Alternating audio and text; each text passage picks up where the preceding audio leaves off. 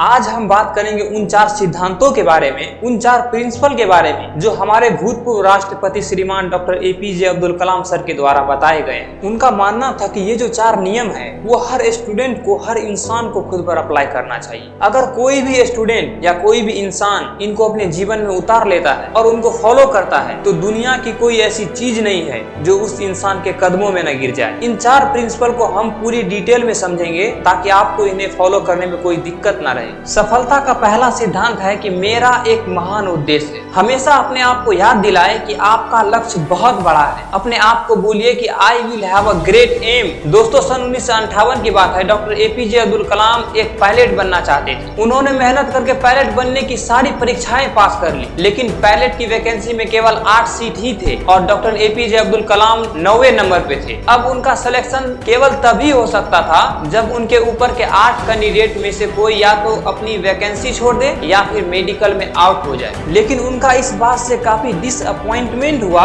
कि उनका सिर्फ एक रैंक की वजह से वो सिलेक्शन से आउट हो गए। लेकिन उन्होंने ये स्वीकार किया, it was a disappointment for me but disappointment could not defied me. यानी मैं निराश जरूर हुआ था लेकिन निराशा कभी मुझे हरा नहीं सकती। उन्होंने ठान लिया था कि भले ही मैं पायलट बन के एयरक्राफ्ट ना उड़ा सकूं, लेकिन एक इंजीनियर बन के, एक साइंटिस्ट बन के मैं एयरक्राफ्ट जरूर बना सकता, मिसाइल बना सकता, रॉकेट बना सकता। और दोस्तों, ये तो किसी को नहीं पता है कि अगर doctor APJ Abdul Kalam pilot बनते तो वो कहां पहुंच पाते। लेकिन उन्होंने इस बात को जरूर साबित कर दिया कि अगर वो पायलट नहीं बन पाए तो उन्होंने रॉकेट और मिसाइल जरूर बना दी। और भले ही वो इंडियन एयरक्राफ्ट के पायलट नहीं बन पाए लेकिन राष्ट्रपति जरूर बन गए, जो कि तीनों सेनाओं के कमांड इन चीफ होते हैं और तीनों सेनाओं में आर्मी, नेवी और एयरफोर्स भी होती है। दोस्तों, उनका कहा गया रूल नंबर 1, हमेशा अपने आप से बोलिए I will have a great aim. मैं अपना लक्ष्य ऊंचा रखूंगा। ये प्रॉमिस हमेशा अपने आप को याद दिलाते रहे। सफलता के सिद्धांत का दूसरा नियम है, मैं लगातार ज्ञान प्राप्त करूंगा। दोस्तों, यह रूल कहता है कि I will continuously acquired knowledge, यानी मैं हमेशा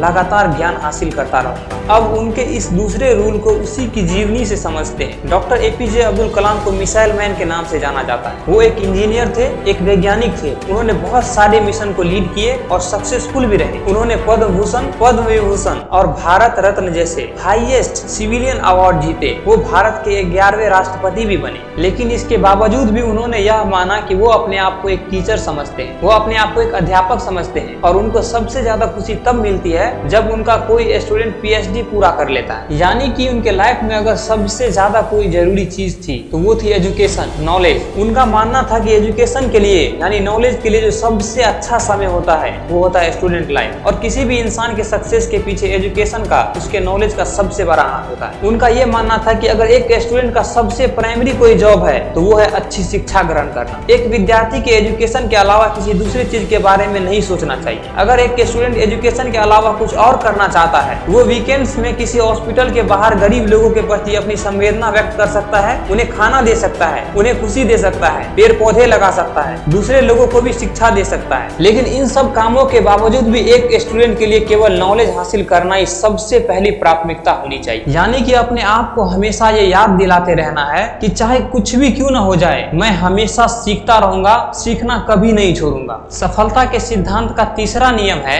मैं कड़ी मेहनत करूंगा। डॉक्टर एपीजे अब्दुल कलाम का तीसरा नियम था कि अपने आप से हमेशा ये प्रॉमिस करे कि मैं हमेशा हार्ड वर्क करता रहूंगा, यानी I will do hard work. दोस्तों, 1973 की बात है। विक्रम साराभाई अंतरिक्ष के अंदर के चेयरमैन प्रोफेसर सतीश धवन ने डॉक्टर एपीजे अब्दुल कलाम से कहा कि हमें एक ऐसा सैटेलाइट लॉन्च व्हीकल बनाना है, यानी कि एक ऐसा रॉकेट जिसमें हम सैटेलाइट रख के उसको हम अंतरिक्ष में भेज सके। डॉक्टर एपीजे अब्दुल कलाम ने इस काम को पूरे जिम्मेदारी से स्वीकार किया। वो इस मिशन व प्रोजेक्ट के डायरेक्टर थे, यानी कि पूरी टीम उनके नीचे काम करना था। उनके नीचे 1000 से ज्यादा दूसरे इंजीनियर थे और करीब 10,000 वर्कर थे। इनके अलावा भी ऐसे कई सारे लोग थे जो इनडायरेक्टली इस मिशन से जुड़े हुए। इतनी बड़ी टीम को 6 साल का वक्त लगा प्रोजेक्ट शुरू करने से लेकर लॉन्च के दिन तक। 17 अगस्त 1979 इस तारीख को सैटेलाइट लॉन्चर का टेस्ट होना था। लॉन्च के 8 मिनट पहले सारा कंट्रोल कंप्यूटर के हाथों में दे दिया गया। लेकिन उसी वक्त एक चेतावनी आई कि लॉन्चिंग में कुछ दिक्कत है। लॉन्चिंग के ठीक 4 मिनट पहले ये डायग्नोस किया गया कि कुछ लीक है। लेकिन उनके टीम के जो एक्सपर्ट थे उनकी ये राय थी कि लीक के बावजूद भी रॉकेट में इतना सफिशिएंट ऑक्सीडाइजर है कि वो अपना लॉन्चिंग जारी रख सकता है। और मिशन लेट होने की वजह से डॉक्टर कलाम को यह डिसाइड लेना पड़ा कि वो रॉकेट को लॉन्च करेंगे। लेकिन लॉन्च के कुछ मिनट बाद ही वह रॉकेट पृथ्वी की कक्षा में न जाकर बंगाल की खाड़ी में जा गिरा। 6 साल की मेहनत, हजारों लोगों की कई लाखों वर्किंग आवर्स, जनता का पैसा और मिशन